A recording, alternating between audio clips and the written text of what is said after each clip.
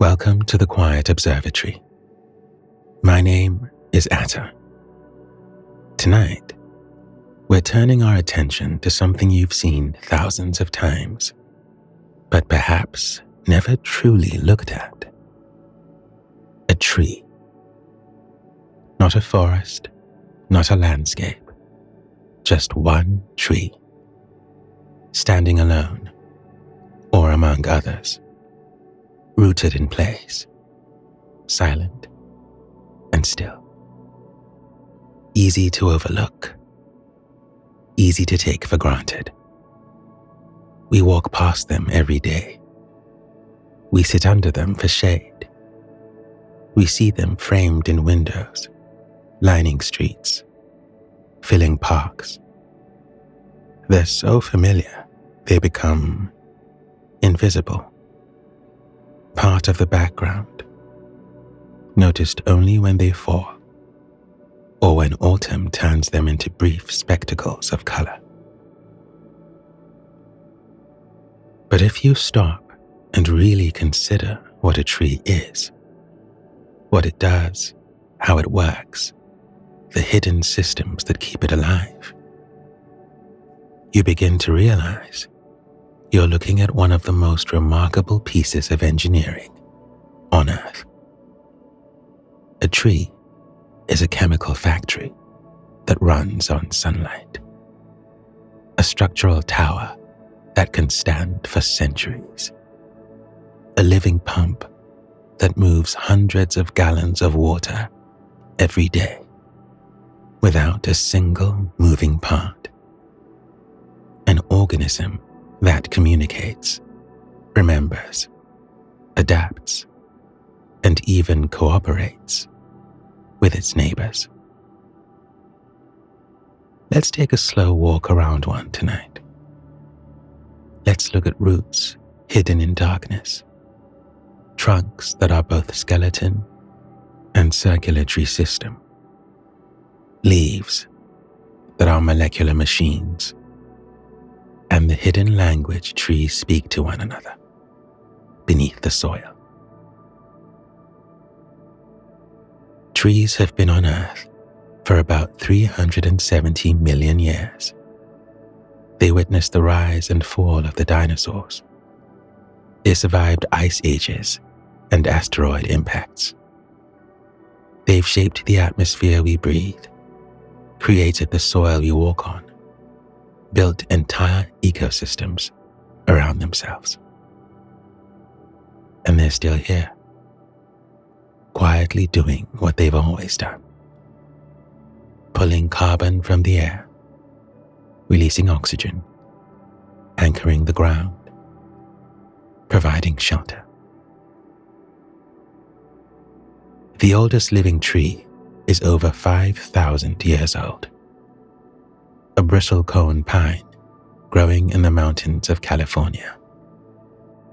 It was a sapling when the first Egyptian pyramids were being built. It has lived through the entire span of recorded human history, adding one ring each year, enduring drought and storm and fire. Tonight, we're going to slow down and really see one tree.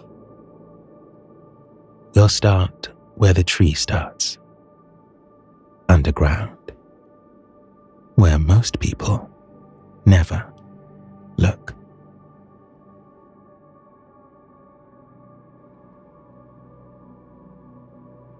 We'll begin where the tree begins, with roots. Beneath every tree is a mirror image of the tree above, sometimes even larger. The roots spread as wide and sometimes wider than the crown of branches overhead.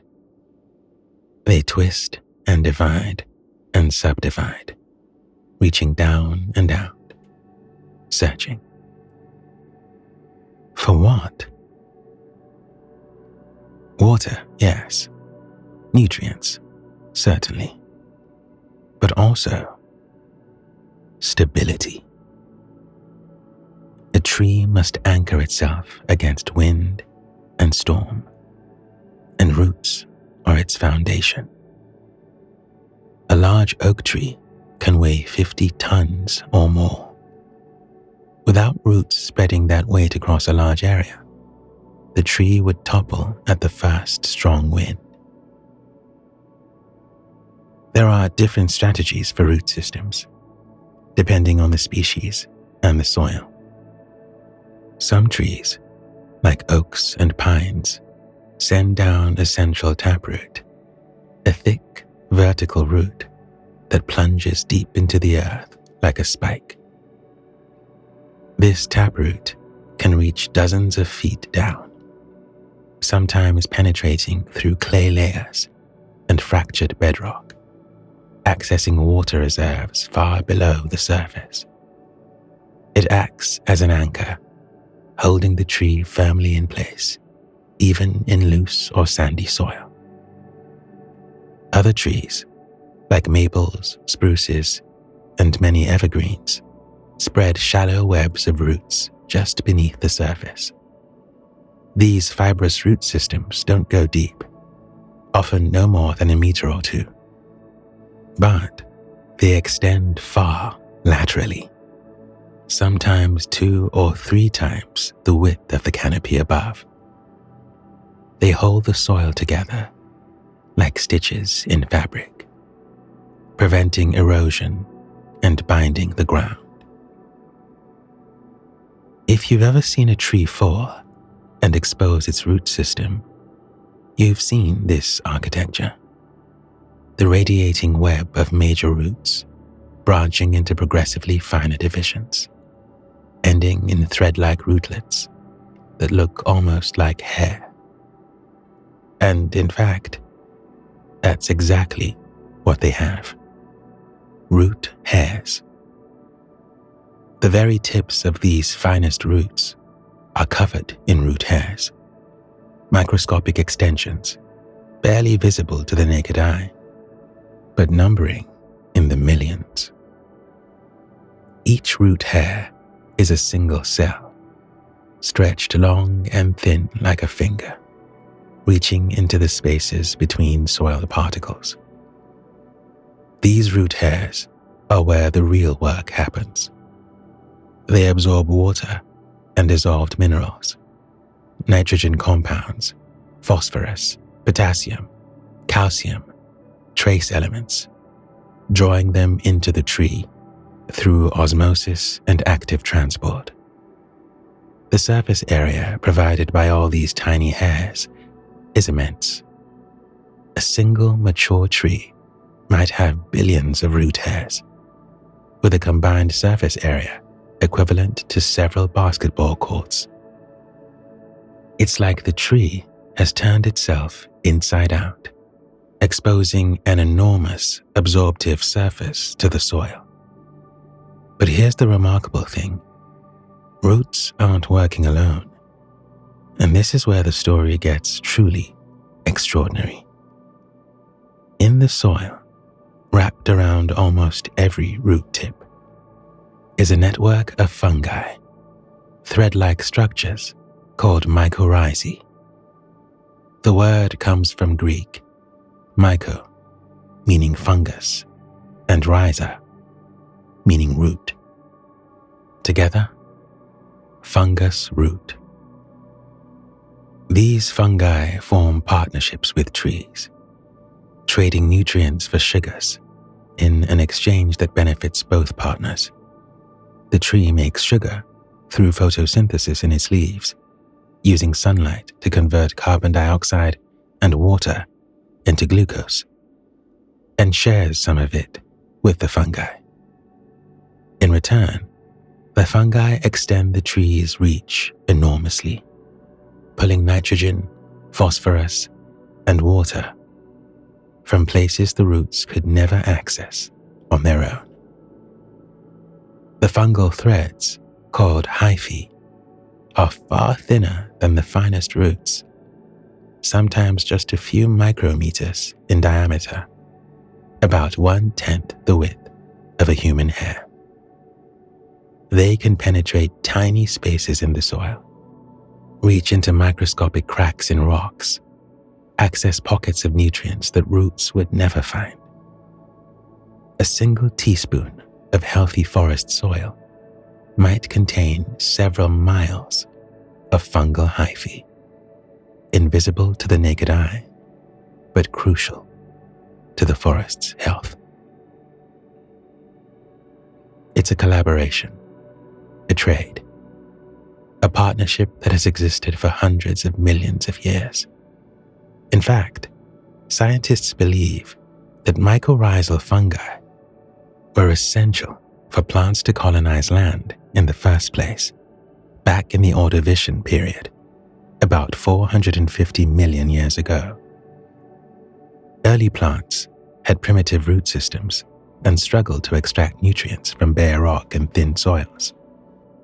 Without fungal partners to help them gather nutrients, they might never have left the water's edge. The fossil record supports this one. Some of the earliest land plants show evidence of mycorrhizal associations. The partnership is ancient, fundamental, and remarkably successful. And it goes further, much further, than just one tree and its fungal partners. These fungal networks don't just connect one tree to fungi. They connect tree to tree. An entire forest can be linked underground by these threads, forming what some researchers have called the wood wide web. The term was coined by Suzanne Simard, a forest ecologist who spent decades studying these networks in the forests of British Columbia. Her research revealed something astonishing. Trees use these fungal connections to communicate and share resources. Through this network, trees send chemical signals to one another. A tree under attack by insects, say a spruce being defoliated by budworms, can send chemical signals through the fungal web, warning neighboring trees to ramp up their defenses. The neighboring trees respond by producing compounds that make their leaves less palatable or even toxic to the insects. Tannins increase. Defensive chemicals like terpenes and phenolics flood the leaves. It's not conscious, it's not intentional, but it's effective. The forest protects itself as a system. There's more. A dying tree can transfer its remaining nutrients to younger trees nearby, giving them a better chance at survival. Radioactive tracer studies have shown this directly. Carbon isotopes injected into one tree show up in neighboring trees within days, transported through the fungal network. Mother trees, the largest, oldest trees in a forest, have been observed supporting their offspring through these connections, funneling resources to saplings struggling in the shade. In one study, Simard found that a single mother tree could be connected to hundreds of other trees, forming a hub in the network. When the mother tree was dying, it channeled nutrients to younger trees, particularly its own genetic offspring, which the tree somehow recognized through chemical signals in the roots. It sounds almost like generosity, doesn't it? Almost like love. But it's not sentiment. It's survival strategy. A forest is healthier when it works as a system, not as a collection of isolated individuals. The old trees support the young, because the young trees will be the next generation, ensuring the continuation of the forest. The strong help the weak, because a diverse, resilient forest is more resistant to disease, pests, and environmental stress. Trees that grow in isolation, without these fungal networks, are weaker, more vulnerable to disease and drought. They lack the resilience that comes from being part of a connected community. Studies comparing plantation forests, where trees are planted in rows, often with limited fungal diversity, to natural forests, show the difference clearly. Natural forests are more productive, more resistant to pests, more adaptable to stress. The forest is not a collection of individuals competing for resources. It's a superorganism, a network, a community bound together by fungal threads and chemical signals. And beneath your feet, in every forest you've ever walked through, that network is alive right now, pulsing with information and nutrients, binding the trees together in a silent conversation that has been ongoing for millions of years.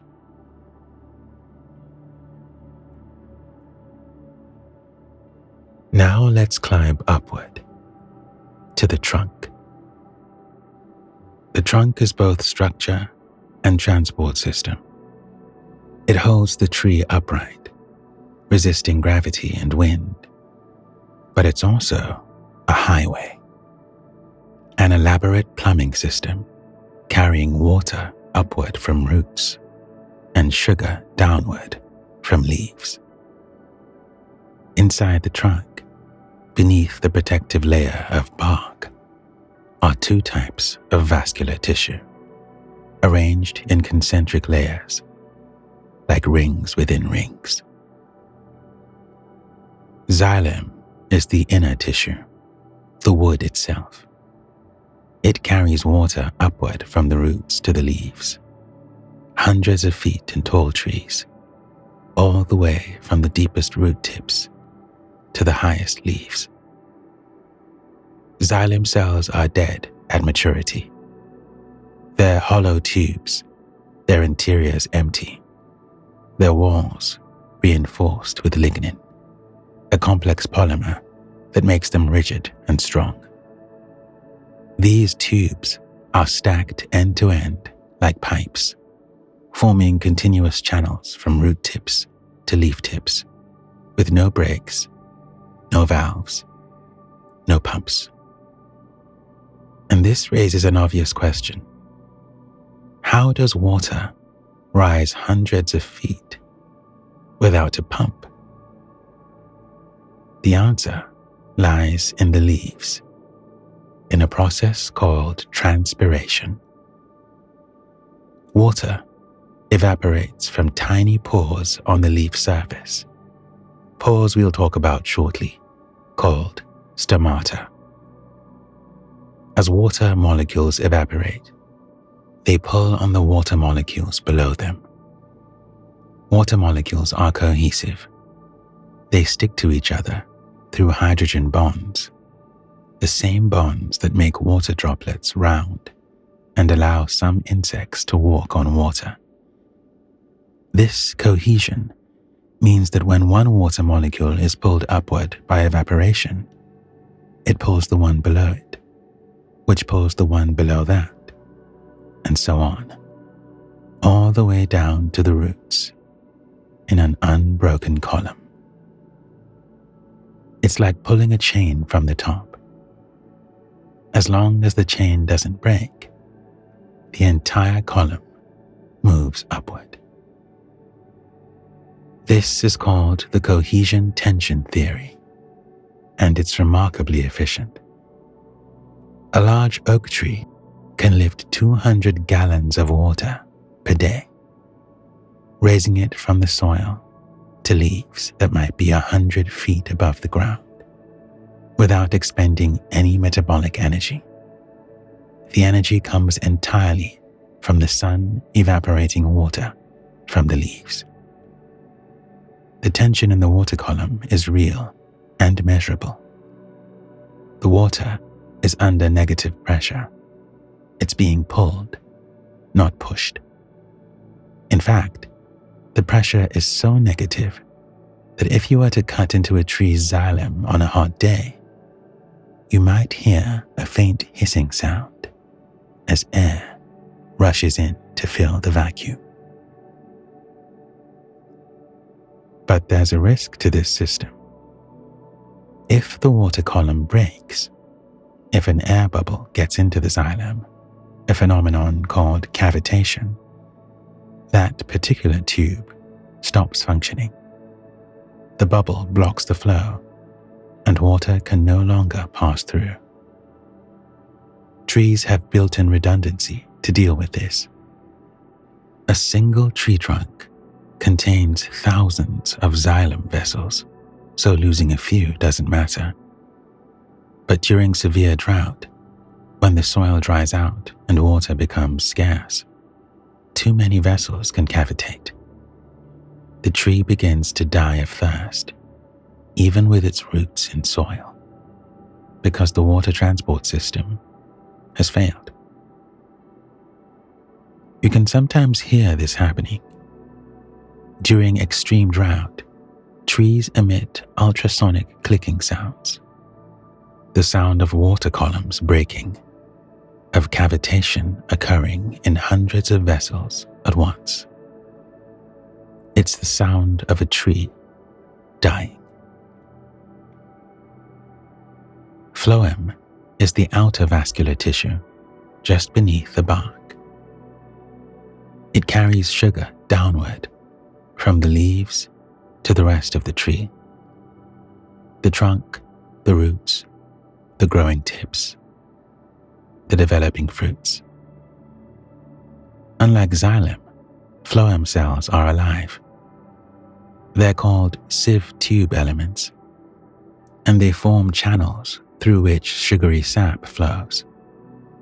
The flow is powered by osmosis. Sugar is loaded into phloem cells in the leaves, increasing the concentration and drawing water in by osmosis, which creates pressure that pushes the sap downward. This pressure can be substantial. If you tap a tree, cutting into the phloem, sap flows out readily, driven by this osmotic pressure. Maple syrup is harvested this way in early spring, when sugar stored in the roots is being transported upward through the xylem before the leaves open. The bark itself is dead tissue, a protective layer of cork cells filled with air, waterproof, and insulating. It shields the living phloem from damage, from insects, from pathogens, from fire. Some trees, like redwoods and sequoias, have bark nearly a foot thick, filled with tannins that resist decay and flames. These trees can survive wildfires that would kill other species. Their cambium, the thin layer of growing cells just beneath the bark, protected by this thick, fireproof armor. Douglas firs and ponderosa pines have evolved similar adaptations. Thick bark, high canopies, and the ability to self-prune lower branches mean that ground fires pass beneath them, burning away underbrush, but leaving the trees themselves unharmed. Between the xylem and the phloem is a thin layer of cells called the cambium. This is where growth happens. Each year, the cambium produces a new layer of xylem on its inner surface and a new layer of phloem on its outer surface. The new xylem becomes the wood of the tree, adding to its girth. This creates growth rings, one ring per year in temperate climates where growth pauses in winter. In spring, When water is abundant and temperatures rise, the tree grows rapidly, producing large xylem cells within thin walls. This early wood is light-colored. In summer, as growth slows, the cells become smaller and their walls thicker. This late wood is darker. The contrast between the light spring wood and the dark summer wood creates the visible ring. If you cut down a tree and count the rings, you can tell its age. But you can also read its history. Wide rings indicate good years, plenty of water, warm temperatures, favorable growing conditions. Narrow rings mark years of drought, cold, or stress. A series of narrow rings might indicate a prolonged drought. A sudden growth spurt after years of suppression might indicate that a neighboring tree fell, opening up the canopy and allowing more light to reach the tree. Scars in the rings can indicate fire. The tree was burned, damaged, but survived and continued growing around the wound. Dendrochronology, the study of tree rings, allows scientists to reconstruct past climates, going back thousands of years. By matching ring patterns from living trees with patterns from dead wood, timbers from old buildings, logs preserved in bogs, dendrochronologists have built chronologies extending back 10,000 years or more. These chronologies reveal droughts that toppled civilizations, volcanic eruptions that cooled the climate, and year-to-year variations in rainfall and temperature. Tree rings have helped date archaeological sites, identify the source of timber in historical ships, and even detect past solar activity by measuring carbon-14 fluctuations in the rings. The oldest living trees, bristlecone pines in the mountains of California and Nevada, are over 5,000 years old. They were saplings when the pyramids of Egypt were being built, when Stonehenge was raised, when the first cities appeared in Mesopotamia. Their rings contain a record of every year since then: droughts, volcanic eruptions, climate shifts, encoded in the width and density of the wood. The trunk is also a marvel of structural engineering. Wood is strong, flexible, and lightweight, a nearly perfect building material. The strength comes from cellulose and lignin. Cellulose fibers, long chains of glucose molecules, provide tensile strength, resisting stretching like steel cables. Lignin, a complex polymer, acts as a glue, binding the fibers together and providing rigidity and compressive strength. The combination allows trees to grow tall without collapsing under their own weight.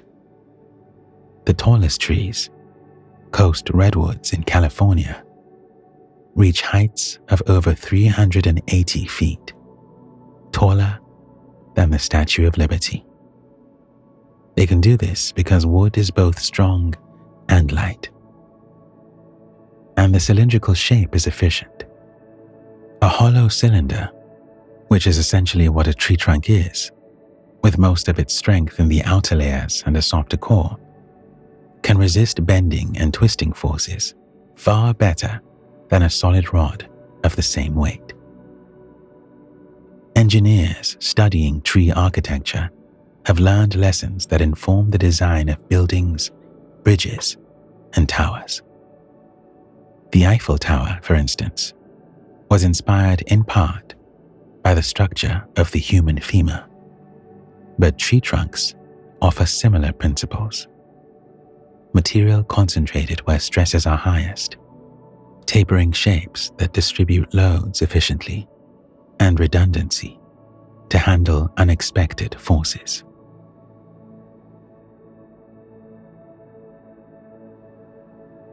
Now let's move to the leaves. This is where the magic happens. Photosynthesis, the process that makes nearly all life on Earth possible. Inside every leaf are millions of tiny structures called chloroplasts, small organelles, each just a few micrometers across, packed into the cells of the leaf like tiny solar panels. They're so small, you'd need a microscope to see individual chloroplasts, but they're there, numbering in the hundreds per cell, giving the leaf its green color. Within those chloroplasts is chlorophyll, the molecule that captures sunlight. Chlorophyll is embedded in membranous structures called thylakoids, arranged in stacks like coins, maximizing the surface area for light capture. Chlorophyll absorbs red and blue wavelengths of light strongly, but reflects green, which is why leaves appear green to us. The light it absorbs provides the energy to drive photosynthesis. The chemistry is elegant and extraordinarily complex. Here's the simplified version. 6 molecules of carbon dioxide from the air, plus 6 molecules of water from the roots, plus energy from sunlight, combine to form 1 molecule of glucose, a simple sugar, and 6 molecules of oxygen, which are released as a waste product. The equation looks simple. 6 CO2 plus 6 H2O plus light gives C6H12O6 plus 6 O2. But it's anything but simple. Photosynthesis involves 2 major stages and dozens of individual steps, multiple enzymes, electron transport chains, and an intricate dance of molecules. The first stage, the light reactions, occurs in the thylakoid membranes. Chlorophyll captures photons of light, exciting electrons to higher energy states. These energized electrons are passed through a series of proteins called an electron transport chain, and the energy released is used to pump protons across the thylakoid membrane, creating a gradient. This gradient drives the synthesis of ATP, adenosine triphosphate, the energy currency of cells.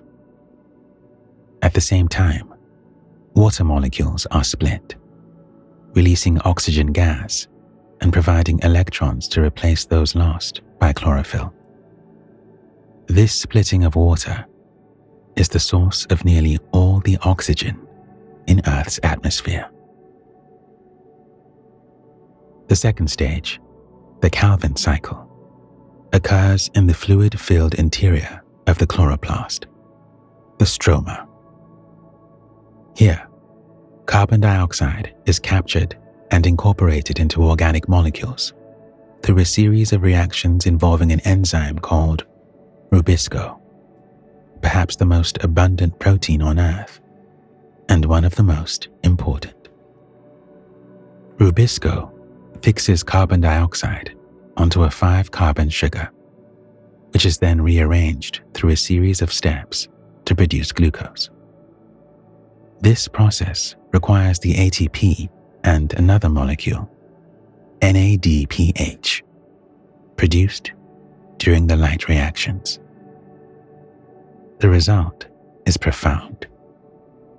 Trees take carbon dioxide from the air, an invisible gas, and water from the soil, and using only sunlight, they build solid matter. The trunk, the branches, the roots, all of it is constructed from air and light. A tree is quite literally solidified sunlight and air. Think about that for a moment. The wood in a tree, dense, solid, heavy, is made mostly of carbon that was pulled from the atmosphere. The tree didn't absorb that carbon from the soil, though many people assume it did. It absorbed it from the air, molecule by molecule, breath by breath, and used the energy of sunlight to lock it into solid form.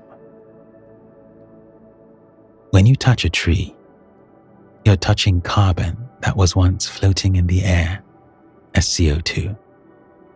And when wood burns, that carbon is released again as CO2, returning to the atmosphere. The energy stored in the wood, the solidified sunlight, is released as heat and light. Fire is photosynthesis in reverse. And the oxygen. Don't forget the oxygen. Every breath you take contains oxygen molecules that were released by plants through photosynthesis. A single large tree produces enough oxygen to support 2 people for a year. Forests are the lungs of the planet, cycling oxygen and carbon dioxide, maintaining the balance that allows animals, including us, to breathe. But here's something remarkable. The oxygen we breathe is a waste product to the tree. To the tree, it's trash. The tree is after the carbon and the energy stored in glucose. The oxygen is released because the tree doesn't need it. Life on Earth runs on the waste products of photosynthesis. Leaves are thin for a reason. They're optimized for light capture and gas exchange. The upper surface, the adaxial side, is packed with palisade mesophyll cells, column-shaped cells filled with chloroplasts, positioned to intercept as much sunlight as possible. Below that is the spongy mesophyll, a looser layer of cells with air spaces between them. These air spaces allow gases to diffuse through the leaf interior. The lower surface of the leaf, the abaxial side, is dotted with stomata, tiny pores that look like microscopic mouths when viewed under a microscope. Each stoma is surrounded by 2 guard cells that can change shape, opening or closing the pore. Through these stomata, carbon dioxide enters the leaf from the air and oxygen exits. But water vapor also escapes through stomata. This is transpiration, the process that pulls water up from the roots. A tree must constantly balance 2 competing needs. It needs to open its stomata to take in CO2 for photosynthesis, but every time it does, it loses water through transpiration. In hot, dry conditions, this becomes a critical trade-off. Open the stomata too much, and the tree dries out. Close them too much, and photosynthesis stops. Trees have evolved sophisticated mechanisms to manage this balance. Opening stomata in the early morning when humidity is higher, and closing them during the hottest part of the day. Different trees have different strategies depending on their environment. Desert plants like cacti use a strategy called CAM photosynthesis, crassulation acid metabolism. They keep their stomata closed during the day to prevent water loss and open them at night when it's cooler. They store the CO2 they collect at night in organic acids, then use it during the day when the stomata are closed. It's less efficient than normal photosynthesis, but it allows them to survive in extreme drought. Some tropical grasses and plants in hot climates use C4 photosynthesis, a variation that concentrates CO2 in specialized cells, allowing the plant to photosynthesize efficiently even when stomata are partially closed. Corn, sugarcane, and many prairie grasses use C4 photosynthesis. Most trees use C3 photosynthesis, the standard pathway, which works well in temperate climates with adequate water. In autumn, in temperate climates, deciduous trees prepare for winter by withdrawing nutrients from their leaves. Chlorophyll breaks down fast. It's nitrogen-rich and expensive to make, so the tree recycles it, and other pigments that were always present become visible. Carotenoids, which produce yellows and oranges, were there all along, hidden beneath the green of chlorophyll. They assist in photosynthesis and protect against excess light. Anthocyanins, which produce reds and purples, are produced fresh in autumn in some species. They may protect the leaf during the final stages of nutrient withdrawal, or they may serve as sunscreen for the remaining chloroplasts. The tree isn't changing color. It's revealing the colors that were there all along, hidden beneath the green, and sometimes producing new ones. The leaf is then shed, not randomly, but through a deliberate process. A layer of cells at the base of the leaf stem, called the abscission layer, weakens. Cork cells form, sealing the vascular connections. Eventually, the leaf disconnects and falls, and the tree seals the wound to prevent infection and water loss. Why drop leaves at all? Because leaves are expensive to maintain in winter. In freezing temperatures, water in the leaves would freeze and expand, rupturing cells. And with shorter days and weaker sunlight, photosynthesis becomes inefficient. More energy might be spent maintaining the leaf than is gained from photosynthesis. Better to drop the leaves, conserve resources, and regrow them in spring when conditions improve. Evergreens have a different strategy. Their needles are adapted to cold. Thick, waxy coatings prevent water loss and desiccation from cold, dry winds. Their shape, narrow with a small surface area relative to volume, reduces water loss and resists snow accumulation.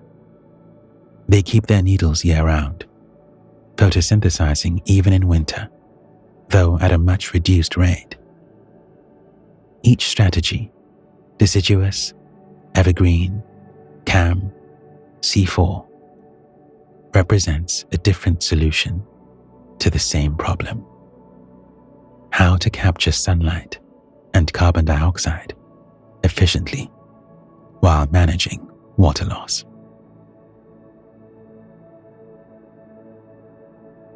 Trees don't have brains. They don't have nervous systems. but they respond to their environment in sophisticated ways that resemble intelligence. They sense light, temperature, moisture, gravity, touch, and even volatile chemicals in the air. They grow toward light and away from gravity. They open flowers in spring and drop leaves in fall. They seal wounds, fight infections, adjust their chemistry to deter herbivores, and even remember past stresses. How do they do this without a nervous system? Through hormones, chemical signals that travel through the tree's tissues, triggering responses. Auxin is one of the most important. It's produced in the growing tips, the apical meristems, and it causes cells to elongate.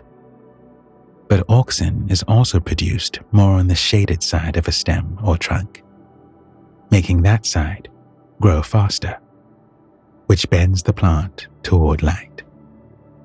This is phototropism, growth toward light. It's why houseplants lean toward windows. The shaded side of the stem produces more auxin, grows faster, and the stem bends toward the light source. Auxin also suppresses the growth of side branches near the top of the tree, a phenomenon called apical dominance. The main trunk grows straight and tall, and branches only develop lower down where auxin concentrations are lower.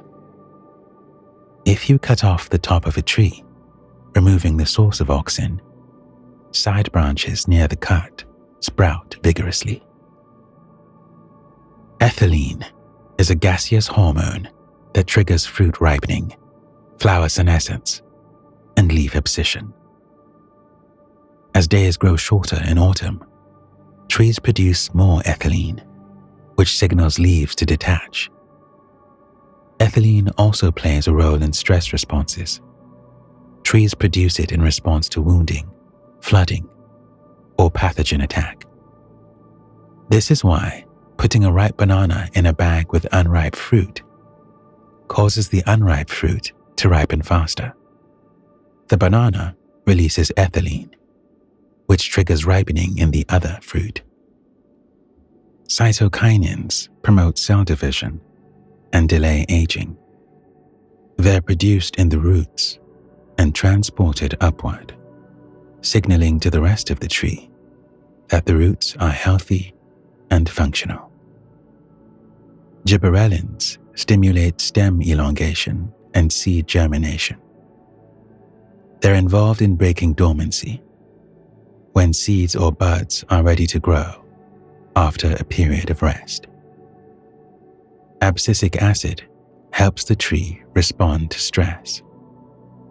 When soil water becomes scarce, roots produce abscisic acid, which travels to the leaves and signals stomata to close, conserving water. These hormones don't work in isolation. They interact, often antagonistically, creating a sophisticated signaling system that allows the tree to coordinate growth, respond to stress, and adapt to changing conditions. Trees also measure day length. They have photoreceptor proteins in their leaves that detect the ratio of light to dark, a phenomenon called photoperiodism. Phytochromes are one class of these photoreceptors. They exist in two forms, one that absorbs red light and one that absorbs far red light. Sunlight contains more red, so during the day, phytochromes shift to the far red absorbing form. In darkness, they slowly convert back. By measuring the ratio of these forms, the tree can tell how long the day was. In temperate regions, the shortening days of autumn trigger the tree to prepare for winter. It's not temperature. Leaves don't change color because it gets cold. They change because the days get shorter. This is why trees begin their autumn changes, even if the weather is still warm, and why they change at roughly the same time each year, regardless of weather variations. In spring, as days lengthen, trees break dormancy. Buds that were sealed tight all winter, protected by scales coated in resin, swell and open, and new leaves unfurl. The lengthening days signal that spring has arrived and it's safe to grow again. Trees also respond to damage. If a branch is broken or the bark is wounded, the tree initiates a healing response. Resin or sap flows to the wound, sealing it against pathogens and insects. Chemical signals spread through the tree, triggering the production of defensive compounds in other parts of the tree. This is called systemic acquired resistance. The tree becomes more resistant to attack throughout, not just at the wound site. Some trees, when attacked by leaf-eating insects, release volatile organic compounds into the air. Chemicals like terpenes and green leaf volatiles. These compounds serve two purposes. They make the leaves less palatable to herbivores, and they attract predators of the insects, parasitic wasps, predatory beetles, birds. It's a chemical cry for help, and remarkably, it works. Studies have shown that these volatiles can travel downwind and be detected by other trees, which then preemptively produce defensive chemicals, even though they haven't been attacked yet. One tree's alarm can protect its neighbors. And through the mycorrhizal network we discussed earlier, trees can send even more specific signals.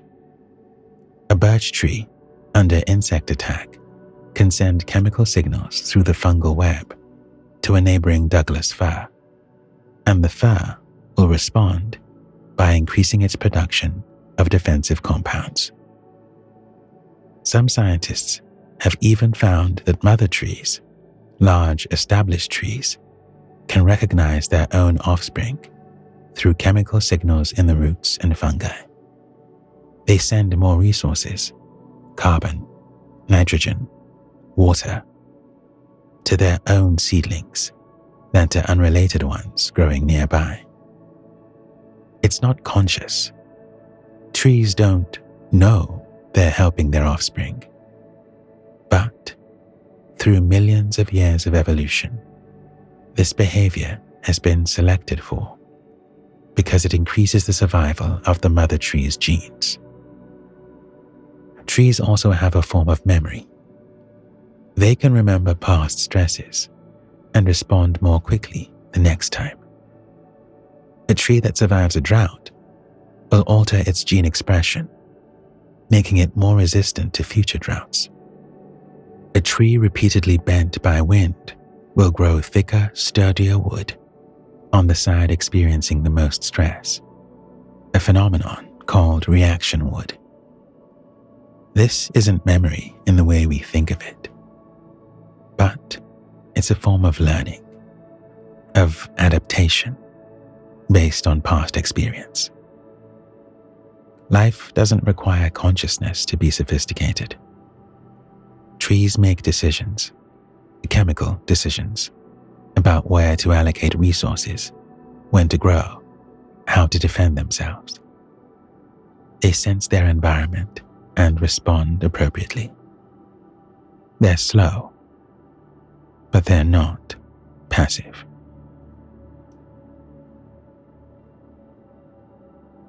Trees are more than individual organisms. They're pillars of ecosystems, foundational species on which countless others depend. A single mature oak can support over 500 species. Insects in the bark and leaves, birds nesting in the branches, fungi on the roots, lichens and mosses on the trunk, mammals that eat the acorns. Remove that tree, and all those species lose habitat, food, and shelter. Trees create soil. When leaves fall and decompose, they return nutrients to the ground: nitrogen, phosphorus, potassium, calcium. Over centuries, this accumulation of organic matter builds up the rich, dark soil of forests, the foundation for all the other plants that grow there. The thick, black soil of temperate forests, the O horizon and A horizon in soil science terms, is made almost entirely from decomposed leaves, bark, and wood. It can take hundreds of years to build a few inches of this soil, and it can be lost in a single generation if the forest is clear-cut and the soil erodes. Trees store carbon.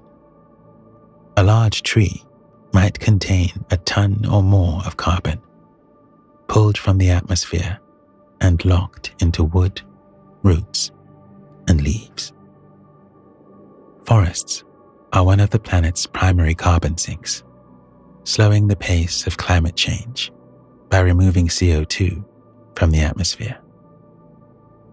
When forests are destroyed through logging, fire, or land clearing, that stored carbon is released, either immediately if the wood is burned, or gradually as it decays. This is why deforestation is such a significant contributor to climate change. We're not just losing trees, we're releasing centuries of stored carbon back into the atmosphere. Trees regulate water. Their roots prevent erosion, holding soil in place and preventing it from washing away during rainstorms. Their canopies intercept rain, slowing its fall and allowing it to soak into the ground rather than running off immediately. Their transpiration adds moisture to the air, contributing to cloud formation and rainfall. Forests create their own weather, in a sense. The Amazon rainforest generates much of its own rainfall through transpiration. Cut down the forest, and rainfall decreases, which makes it harder for the remaining forest to survive. It's a feedback loop, and not a good one. The oldest living trees on Earth are over 5,000 years old. Bristlecone pines, growing in the harsh conditions of high mountains in California and Nevada. They're small, gnarled, twisted by wind, adding just a fraction of an inch to their trunks each year. But they persist, surviving cold, drought, and thin soils that would kill almost any other organism. These ancient trees were saplings when the first Egyptian dynasties were rising, when Stonehenge was being built, when the first cities appeared in Mesopotamia. They were middle-aged when Rome fell, when the Maya built their pyramids, when the Black Death swept through Europe. They're still here, still growing, still photosynthesizing, still contributing oxygen to the air. Sequoias and coast redwoods can live 2,000 to 3,000 years and grow over 300 feet tall. They've witnessed the entire span of recorded human history, and they'll likely outlive us if we let them. Trees connect us to deep time, to scales of existence far longer than a human life. They remind us that patience and resilience, not speed and aggression, are sometimes the keys to survival. There's a reason many cultures hold trees sacred. The Druids revered oak groves. The ancient Greeks protected olive trees.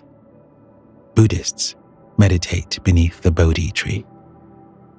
Indigenous peoples of the Pacific Northwest see cedars as ancestors and relatives.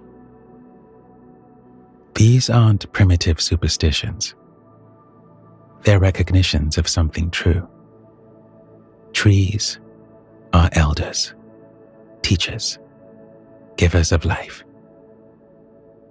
And trees connect us to each other across time and space.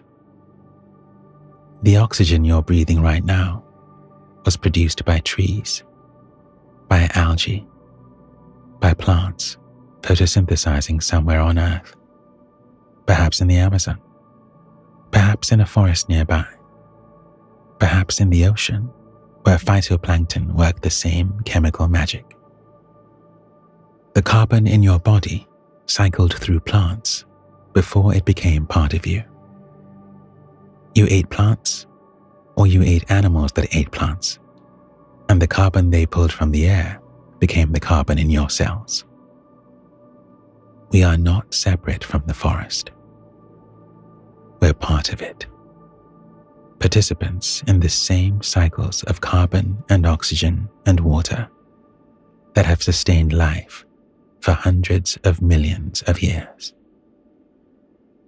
When you stand beneath a tree, you're standing beneath a living connection to the past, to the future, to the entire web of life on Earth.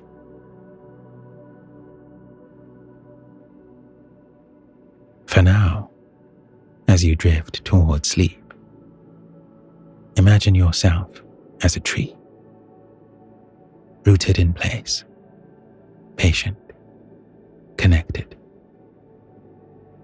Your roots reach deep into the earth, spreading wide, drawing up water and minerals from the soil. You feel the soil around you, cool, dark, alive with fungi and bacteria and earthworms. The fungal threads connect you to other trees nearby. You can sense them, faintly, through the network. Your trunk is strong, flexible, holding you upright against wind and gravity. Inside, water rises through hollow channels, pulled by the sun. Sugar flows downward, feeding the roots, sustaining the whole. Your leaves open to the light, thousands of them. Each one a tiny solar panel, capturing photons, splitting water, pulling carbon from the air. You breathe in carbon dioxide and breathe out oxygen. You build yourself from sunlight and air, molecule by molecule, year by year. You don't move, but you grow. Slowly, a little each day, a ring each year. You weather storms, droughts, cold winters, and hot summers. You adapt. You endure. You seal wounds, fight off pests, adjust your chemistry in response to stress. And you're not alone. Through the network of roots and fungi, you're connected to the forest around you. You share resources, send warnings, support your neighbors. You give and you receive. The seasons turn. Leaves fall and regrow. Years pass. Decades. Centuries. But you remain. Rooted. Patient. Part of something larger than yourself. Let yourself rest in that image. Let the stillness of a tree settle over you. Rooted, connected, breathing with the forest. You don't have to rush. You don't have to move. Just be here, now. Still and steady. Held by the earth, reaching toward the sky. Breathing.